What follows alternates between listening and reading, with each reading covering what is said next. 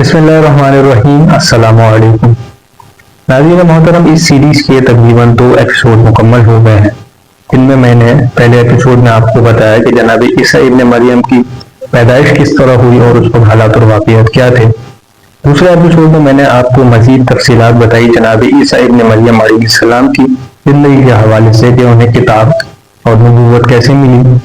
ان کے پاس کون کون سے معجزات موجود تھے بیک وقت، اور کس طرح اہل کتاب عیسائیوں نے جناب محمد صلی اللہ علیہ وسلم سے مباہلہ کیا اور وہ مباہلہ ہار گئے، اور کس طرح قوم بنی اسرائیل پر جناب عیسیٰ ابن مریم علیہ السلام کی دعا سے من و سلوہ یا پھر مائدہ یا پھر آسمانی دسترخوان اتارا گیا۔ تو اب اس سیریز کے اس تیسرے ایپیسوڈ میں آپ لوگوں کو بتاؤں گا کہ جناب عیسیٰ ابن مریم علیہ السلام کیسے اہل یہود کی سازش کا حصہ بنے، اور کس طرح اللہ رب العزت نے انہیں زمین سے آسمانوں کی طرف زندہ اٹھایا،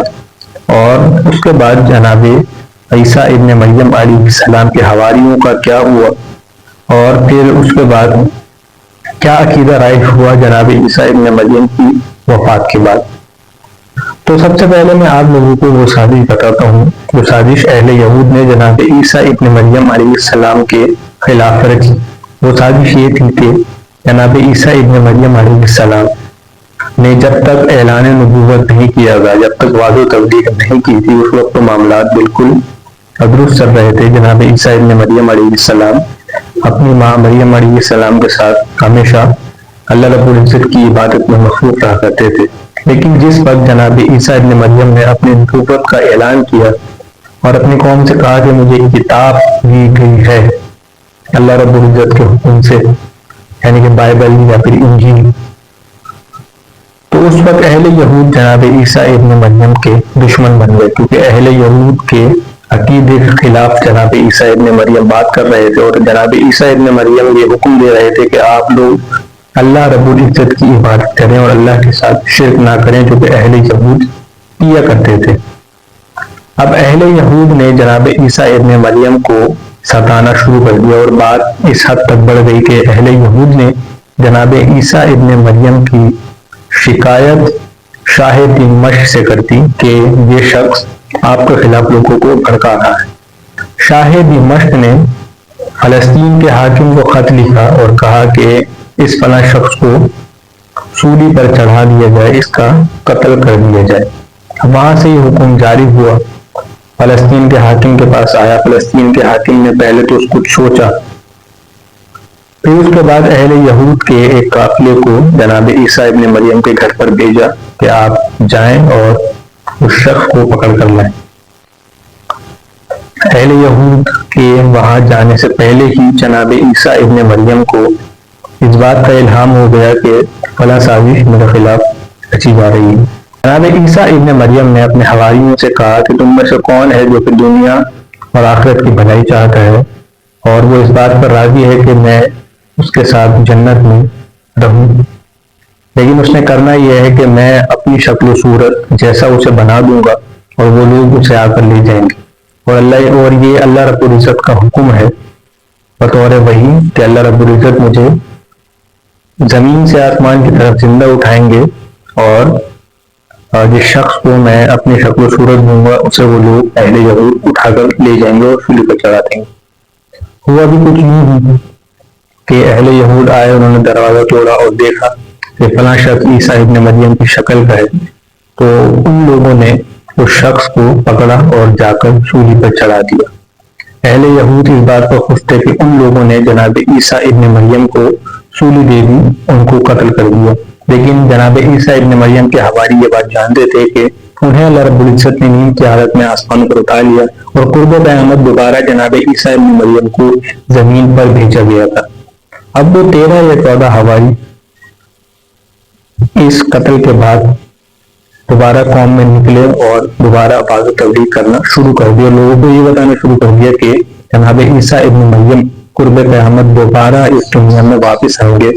اور فی الوقت اللہ رب العزت نے انہیں زمین سے آسمان کی طرف زندہ اٹھا لیا اور کسی اور ڈائمینشن میں رکھا ہوا ہے، کسی اور آسمان میں رکھا ہوا ہے، اور قرب قیامت جناب عیسیٰ ابن مریم دوبارہ واپس آئیں گے اور ہر عیسائی کا اس وقت جناب عیسیٰ ابن مریم پر ایمان لانا لازم ہوگا۔ بیسیکلی اس وقت عیسائیت ہی اسلام ہوگی۔ ایک طرف جناب عیسیٰ ابن مریم علیہ السلام کے حواری لوگوں میں واضح تبلیغ کر رہے تھے، لیکن دوسری طرف شیطان اور اہل یہود بھی اپنا کام کر رہے تھے، اور اس قوم میں ایک نیا عقیدہ رائج ہو گیا۔ وہ عقیدہ یہ تھا کہ کچھ لوگوں نے بیسیکلی وہ قوم تین حصوں میں ڈیوائڈ ہو گئی۔ پہلا حصہ جو پہلا گروہ تھا وہ یہ کہہ رہا تھا کہ جناب عیسیٰ ابن مریم خود اللہ تھے، کچھ ٹائم ہم میں رہے اور دوبارہ واپس چلے گئے۔ دوسرے گروہ نے یہ عقیدہ رائج کیا کہ جناب عیسیٰ ابن مریم اللہ کے بیٹے تھے، کیونکہ وہ بنا باپ کے پیدا ہوئے تو ان کا باپ اللہ تھا۔ تیسرا عقیدہ جو کہ اہل ایمان کا تھا، جو کہ یہ کہتا تھا کہ جناب عیسیٰ ابن مریم اللہ کے رسول تھے اور اللہ رب العزت نے انہیں کتاب دی تھی اور یہ ان کے احکامات ہیں، اور اللہ رب العزت نے انہیں زندہ آسمانوں پر اٹھایا اور قرب قیامت وہ دوبارہ اس زمین پر لوٹ آئیں گے اور دجال سے جنگ کریں گے،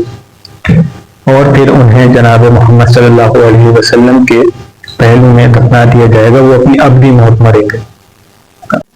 چند سالوں تک تو ان عقائد کو لوگ بنا کسی سوال و جواب کے مانتے رہے، لیکن عیسیٰ ابن مریم کے آسمانوں پر اٹھائے جانے کے 300 سالوں بعد عیسائیوں میں دوبارہ اختلاف پیدا ہو گیا۔ کچھ نے کہا عیسیٰ ابن مریم اللہ کے بیٹے تھے، کچھ نے کہا عیسیٰ ابن مریم خود خدا تھے، اور کچھ جو اہل ایمان تھے انہوں نے کہا کہ عیسیٰ ابن مریم صرف اللہ کے بندے اور رسول تھے۔ اس بات کا فیصلہ کروانے کے لیے وہ لوگ رومی بادشاہ قسطنطین کے پاس پہنچ گئے۔ رومی بادشاہ نے ان لوگوں کو زیادہ پسند کیا جو کہا کرتے تھے کہ عیسیٰ ابن مریم اللہ کے بیٹے ہیں، اور جو دوسرا گروہ تھا وہ بھی ان لوگوں کے ساتھ ہی مل گیا، لیکن جو اہل ایمان تھے انہیں اس بادشاہ نے شہروں سے نکال کر جنگلوں میں بھیج دیا، اور اس بادشاہ نے ایک نئے فرقے کی بنیاد رکھی جسے اس ٹائم مالکیہ کہا جاتا تھا، اور موجودہ دور میں ان لوگوں کو رومن کیتھولک کہا جاتا ہے۔ اس بادشاہ نے ایک شہر بھی تعمیر کروایا عین اس مقام پر جہاں عیسیٰ ابن مریم پیدا ہوئے تھے، جو کہ بیت الحم کے نام سے جانا جاتا ہے اور بیت المقدس سے 8 کلومیٹر جنوب میں واقع ہے۔ اس بادشاہ کی ماں ہیلانا نے ایک گرجا گھر تعمیر کروایا عین اس مقام پر جہاں پر عیسیٰ ابن مریم سمجھ کر ایک دوسرے شخص کو سولی پر چڑھا دیا گیا تھا۔ گرجا گھر بنانا یعنی کہ چرچ بنانا اللہ کے نبی کو بہت ہی ناپسند ہے۔ اس میں ایک آپ صلی اللہ علیہ وسلم کی حدیث بھی ہے، جناب ام سلمہ رضی اللہ تعالی عنہا فرماتی ہیں کہ آپ صلی اللہ علیہ وسلم کے سامنے جب ایک ماریا گرجا گھر کا ذکر ہوا تو آپ نے کہا کہ یہ لوگ اللہ کے ساتھ شرک کرتے ہیں اور اپنے گرجا گھروں میں نیک لوگوں کی تصویریں لگا کر ان لوگوں سے دعائیں مانگتے ہیں اور اللہ رب العزت سے شرک کرتے ہیں، اور آپ صلی اللہ علیہ وسلم نے گرجا گھر بنانے یا اور کوئی ایسی چیز بنانے جہاں پر شرک کیا جائے اسے بہت ہی زیادہ ناپسند فرمایا ہے۔ میں امید کرتا ہوں کہ آپ لوگوں کو میری بات سمجھ میں آ گئی ہوگی۔ ملتے ہیں انشاءاللہ اس سیریز کے نیکسٹ ایپیسوڈ میں، اس میں میں آپ کو بتاؤں گا کہ جناب عیسیٰ ابن مریم دوبارہ اس دنیا میں واپس کیسے آئے۔ ملتے ہیں انشاءاللہ نیکسٹ ایپیسوڈ میں۔ اپنا بہت بہت خیال رکھیے گا، دعاؤں میں یاد رکھیے گا۔ السلام علیکم ورحمۃ اللہ وبرکاتہ۔